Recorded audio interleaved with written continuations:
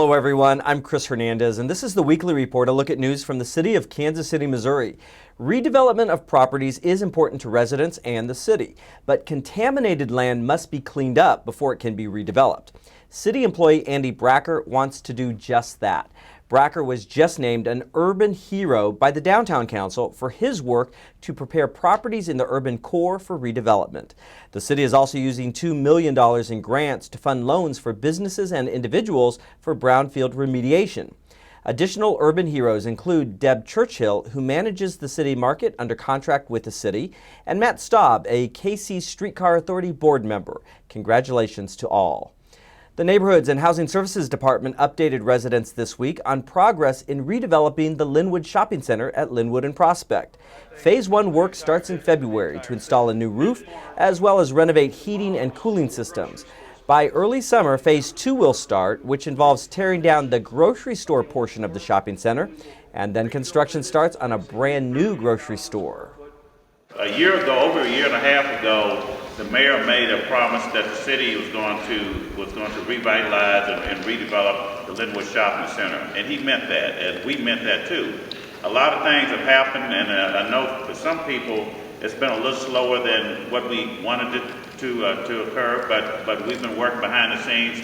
Of course, we had to acquire the site. We had to acquire the site from the owner, which we've done. We had to find the money, which we've done.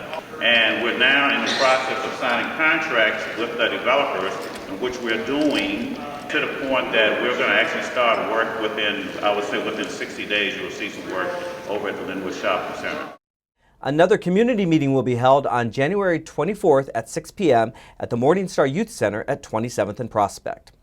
In recognition of the Martin Luther King Jr. holiday on Monday, January 16th, City Hall and other city offices will be closed. Curbside trash and recycling pickup will shift to the holiday schedule, which means your pickup will be one day later than usual. For example, residents who usually have Monday collection will receive that service on Tuesday, and residents who usually have Friday collection will receive it on Saturday. Plowing streets is a big job. Watch as City Manager Troy Schulte takes the wheel to help plow during the last snowstorm.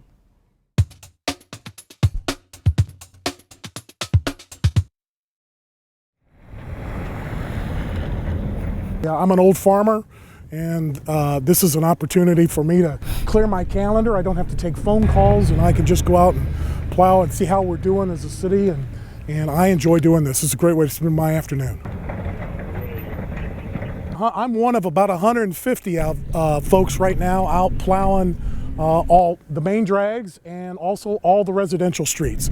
In Kansas City, Missouri, we have 6,600 lane miles of streets, so it's the equivalent of plowing a 2-lane road between Boston and San Diego. As you can see in the residential neighborhoods in a lot of the urban core, you got to go real slow because there's cars parked on both sides of the street. You can't take a big truck through here. You got to go with the small residential pickups, which is, we've got a 3/4 ton pickup or a 1-ton pickup. We ask our residents to be patient, slow down, but most of the streets are in good shape and the weather's cooperating. Enjoy the day, get out, and if you see a plow, stay back so that we don't get rock salt in a windshield or a piece of debris come off or a piece of ice come off a road and damage a vehicle. So give our plows plenty of room, and we'll get her cleaned up for you.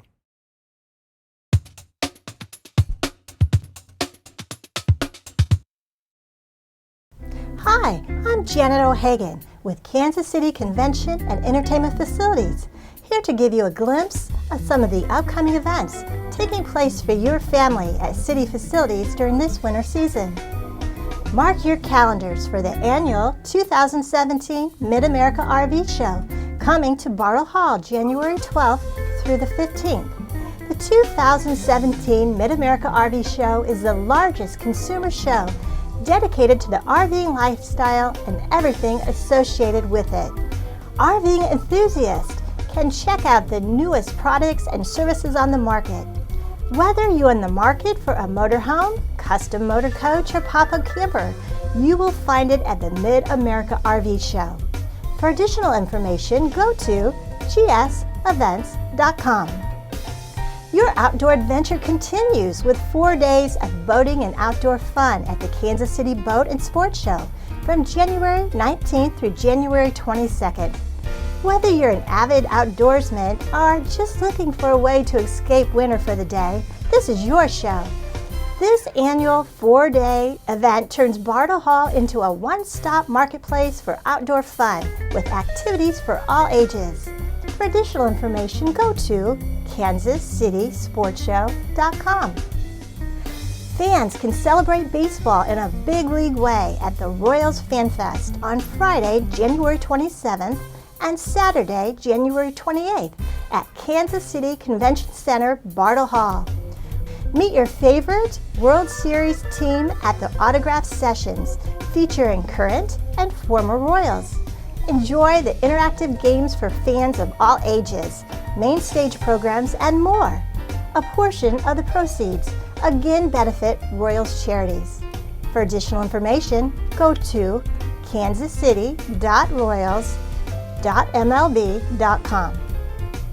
A spectacular new production of Andrew Lloyd Webber's The Phantom of the Opera will come to the Kansas City's Music Hall February 8th through February 19th as part of a brand new North American tour. Critics are raving about this breathtaking production is bigger and better than ever before. The beloved story and thrilling score with songs like Music of the Night, All I Ask of You, and Masquerade will be performed by a cast and orchestra of over 50, making this Phantom one of the largest productions on tour. Tickets for shows and events are available at the Municipal Auditorium box office or through Ticketmaster.com. These are just a few of the many events the Kansas City Convention and Entertainment Facilities offers our community. To learn about even more events, visit kcconvention.com and click on the events calendar or call 816-513-5000.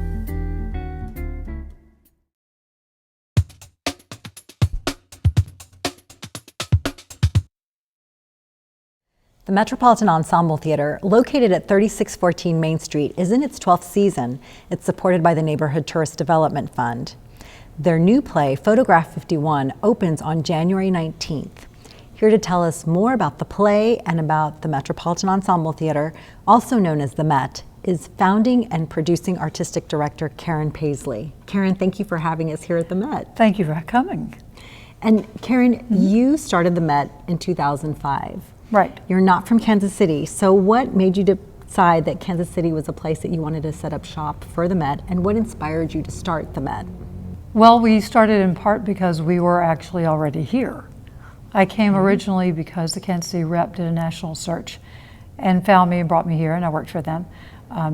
But at that time, I had already written the plan for this company and began to develop it and continued to work on it, and took classes at the block school and that sort of thing. And what Met is about is kind of returning the great plays to everybody and fostering new talent and new plays and kind of trying to create a real grassroots access point for everybody to have the ability to see, do, make great plays all the time. And so that's what we're about. So we started the company in 2005. It's kind of a cool story. We had $1,000 and that's all we had. So you really can't mess up much if that's all you have. And then we moved to another space in the Crossroads and then ultimately came here. And then we'll be on the road again. Why Kansas City? I think Kansas City in some ways is uniquely placed, both metaphorically and really. I mean, if you're talking about plays that belong to the heart of the country, truly the heart of the country, to all of us, it is kind of perfect that we were here. Well, tell us about Photograph 51. Okay. Photograph 51 is a premiere about Rosalind Franklin, the often forgotten and frequently not even known about scientist who actually took the photograph that then Watson and Crick were able to base their model on, that took them all the way through unraveling the DNA helix and ultimately winning the Nobel Prize. She was a woman at a time when there weren't a lot of women scientists. She was a brilliant woman. Probably not the easiest person to deal with, though I think people who knew her well would say that she was really very pleasant, a lot of fun, and a great friend. In her work environment, she was extremely focused, a brilliant scientist. She was much less interested in being liked than in being right. And she was extremely diligent. So I think in a world of, particularly a world of men at that time, it was hard for a lot of people to really get a handle on her. But we didn't altogether take her work or her contributions into account. And it seems that we kind of leapt over her. And by the time Watson and Crick were winning the Nobel Prize, she had died. So of the original team who were recognized at that point, she was the only person who wasn't there to say, this is what I did. This is my contribution. And it's easy, if you happen to be the one not at the table, to not get mentioned in the final count. The company has gone through a lot of growth and a lot of change over the last few years, and you're about to embark on another phase of your growth and change. Can you tell us about what's happening just down the road? The Warwick Theater, for those of you who may not know, is at, I think it's 3927 Main Street. It's right at the intersection of Westport Road and Main Street. And it's a beautiful old movie theater from 1912. We decided a couple of years ago that we really, really needed to be looking for our next home, which would be our permanent home. The Warwick hasn't been a movie theater since 1953. But I think we'll be able to make it into a place that is a beautiful home for plays and for people. I think it has enormous potential. Well, congratulations on that accomplishment. That's going to be a big... Now we just get to restore it. Yes. So there's that. Well, and if anybody wants more information about any updates to your new location and ticket information and educational programs, where would they go? They can go to the website and send a comment there. That's easy, which is metkc.org.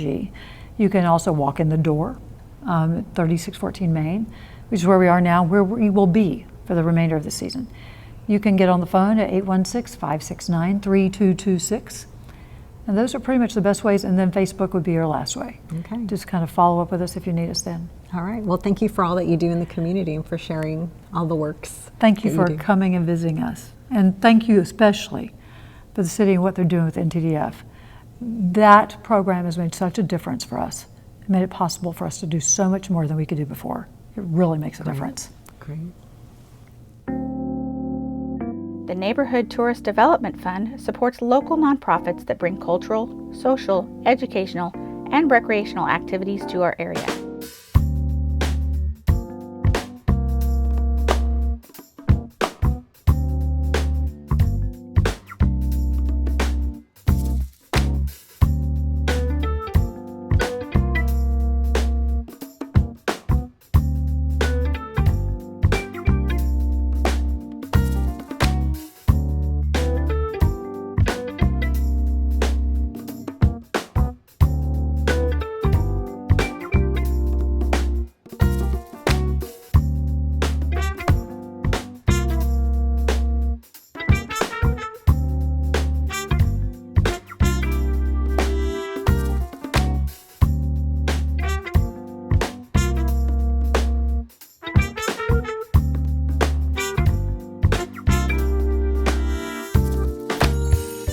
To learn about additional upcoming events, visit kcmo.gov/ntdf.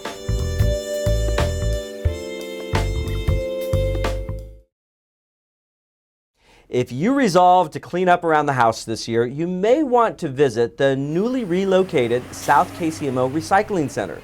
It's located in the Ride KC Park and Ride commuter lot at 71 Highway and Red Bridge Road. The city's other two recycling centers are at Metro North Mall, 400 Northwest Berry Road in the Northwest parking lot, and the Environmental Campus at 4707 Doremus. The centers are open Wednesday through Saturday from 9 a.m. to 5 p.m. For a complete list of accepted materials, search recycling on our website at kcmo.gov. Snow, sleet, ice. KC is famous for all varieties of winter weather, and some of it happens on the same day. If you have any questions about how your city handles these snowy days, just go to kcmo.gov and search snow. There you will find lots of helpful information like snow policies, how to stay safe during cold weather, or even how to keep your pipes from freezing. There are also frequently asked questions and videos about snow phases and space heater safety tips. Don't forget, if it does snow, city crews will scrape streets following 1 inch or more of snow. Also, please wait to call 311 until the day after snow stops falling to report missed streets. That does it for this edition of the Weekly Report. To view this program again or any other Channel 2 videos, go to kcmo.gov and search Channel 2. That page has a link to our YouTube channel where you can view our videos on demand. I'm Chris Hernandez. Stay warm and we'll see you next time.